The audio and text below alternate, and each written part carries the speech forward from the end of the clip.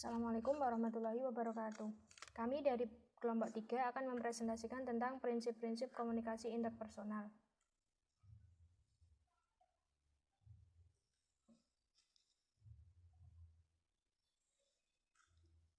Untuk yang pertama yaitu tentang definisi komunikasi interpersonal. Nah, komunikasi sendiri merupakan hal mendasar yang dilakukan oleh manusia. Komunikasi berasal dari bahasa Latin yaitu communis atau dalam bahasa Inggris yang merupakan dalam bahasa Inggris itu namanya commune yang artinya adalah sama.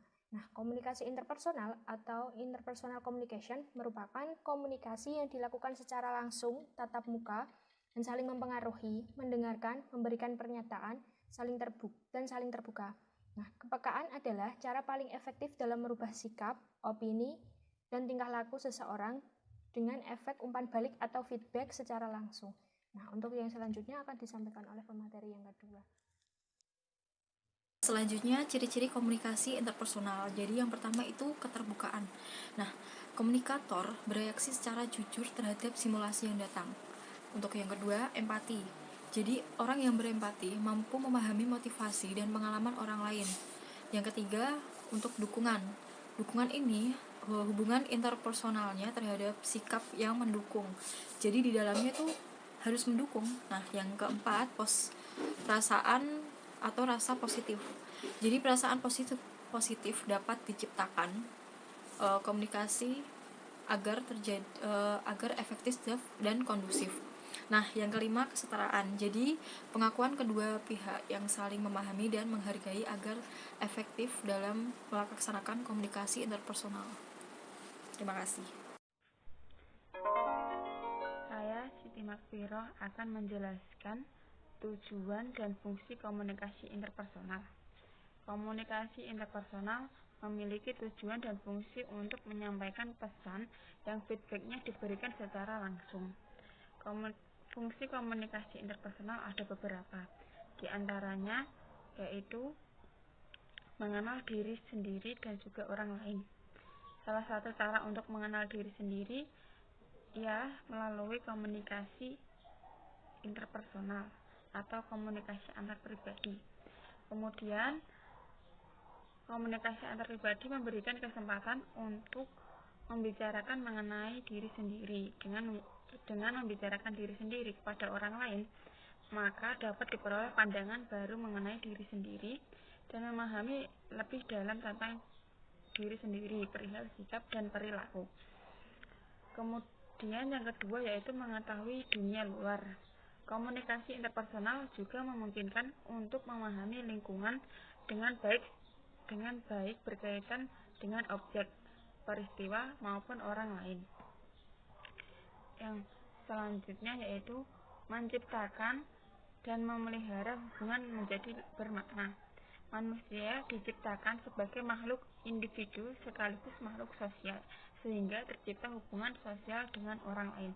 Yang keempat yaitu mengubah sikap dan perilaku.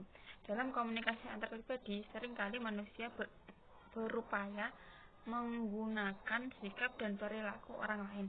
Ingin seseorang memilih suatu cara tertentu, percaya bahwa suatu benar atau salah dan sebagainya. Yang kelima yaitu mencari hiburan dan bermain.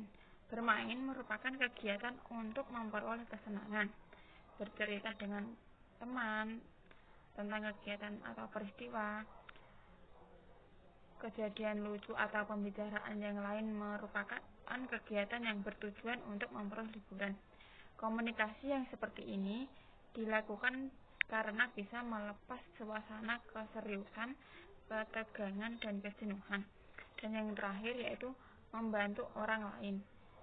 Membantu orang lain seperti psikiater, psikolog klinis, konselor merupakan contoh profesi yang hakikatnya sebagai helper atau penolong, karena sering memberi nasihat, saran kepada teman ataupun orang lain yang sedang mengalami masalah.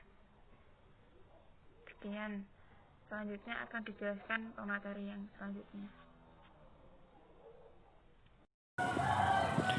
Selanjutnya yaitu prinsip-prinsip komunikasi interpersonal. Prinsip-prinsip komunikasi interpersonal itu terdiri dari 8 macam. Dibagi menjadi 8 macam. Yang pertama, di dalamnya melibatkan perilaku verbal dan juga perilaku nonverbal.